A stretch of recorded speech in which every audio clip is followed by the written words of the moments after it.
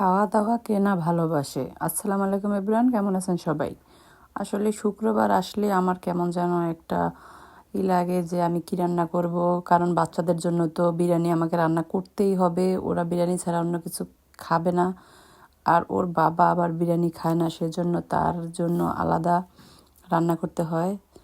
তো আমি বাচ্চাদের জন্য বিরিয়ানি রান্না করলাম, আর ওর বাবার জন্য আলাদা ভাত, মাছ, ডাল, ভাজি করেছি।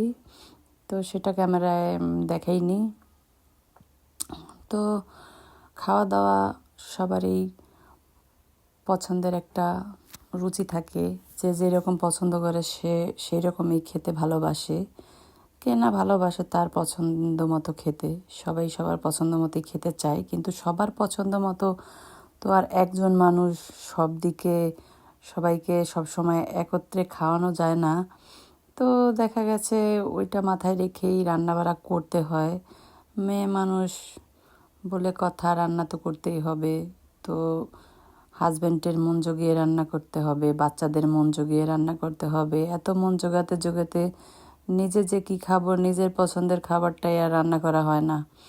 যাক, তাও ভালো যে তাদের খুশি রাখতে পারলে আমার মনটা ভালো থাকে। আজ এ পর্যন্তই, বাই বাই।